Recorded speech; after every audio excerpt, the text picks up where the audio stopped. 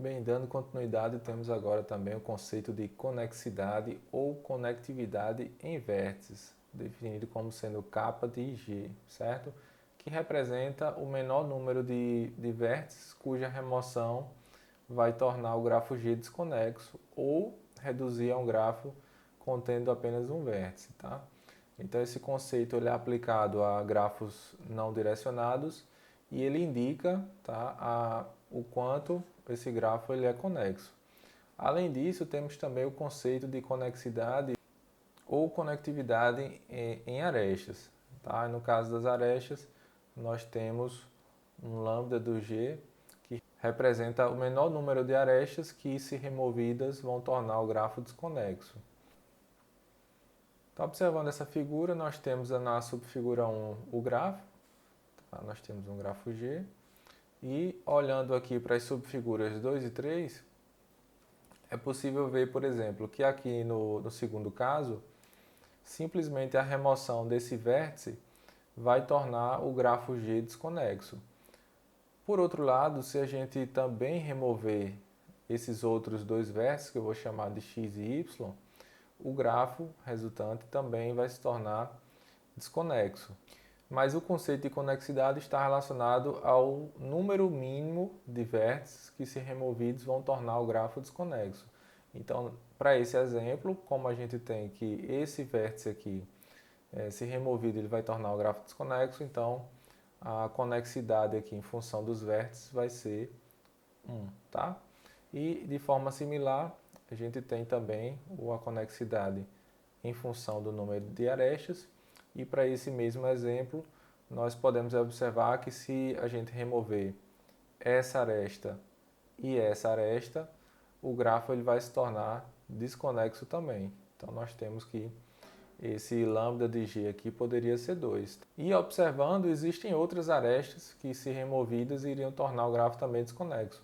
Por exemplo, nós poderíamos ter essa aresta, poderíamos ter essa e essa, e outras possibilidades de pares de arestas que iriam tornar o grafo desconexo. Tá? Então, para esse exemplo aqui G, nós temos que o lambda de G seria 2. Para grafos completos, em que a conexidade ela é alta, então nós temos que o kappa do Kn vai ser exatamente n-1.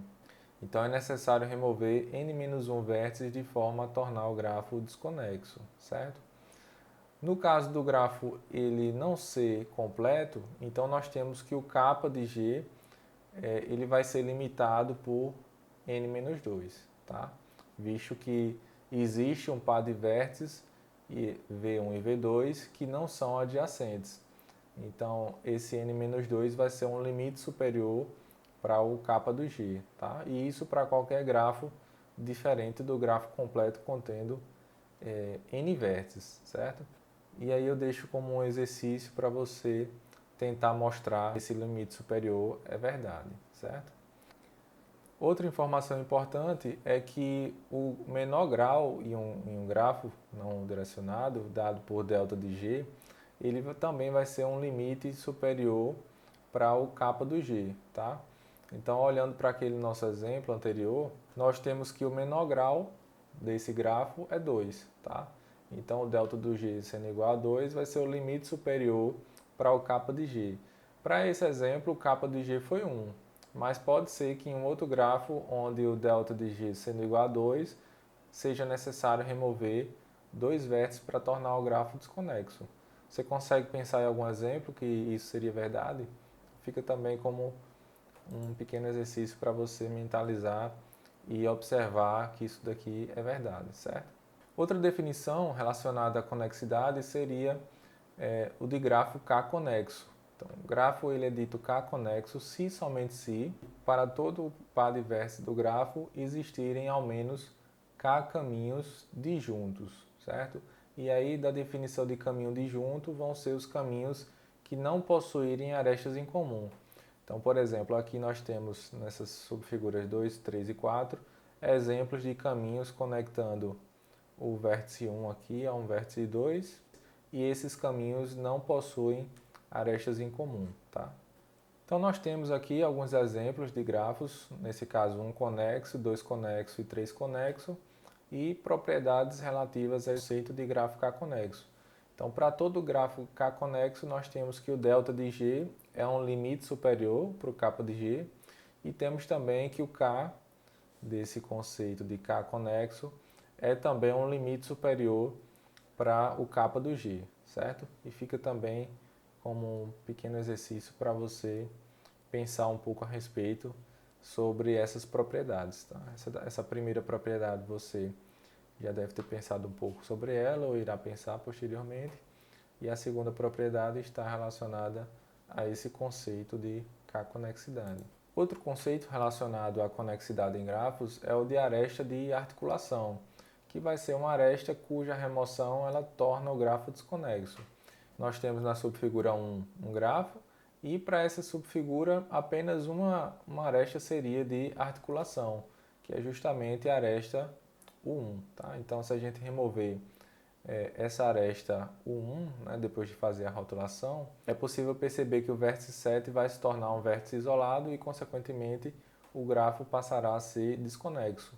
Por outro lado, só a título de exemplo, se a gente rotular essas arestas aqui de 6 e 4 como 2 e de 1 a 4 como 3, ao remover uma dessas arestas, o grafo não se torna desconexo. Então, consequentemente, elas não são exemplos de arestas de articulação, certo?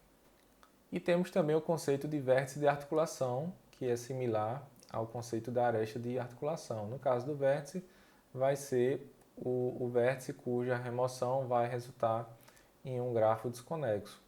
Então, para esse exemplo, nós temos que o vértice 4 ele é um vértice de articulação, porque se a gente remover o 4, consequentemente, essas arestas aqui também vão ser removidas e nós vamos passar a ter dois subgrafos aqui, tá?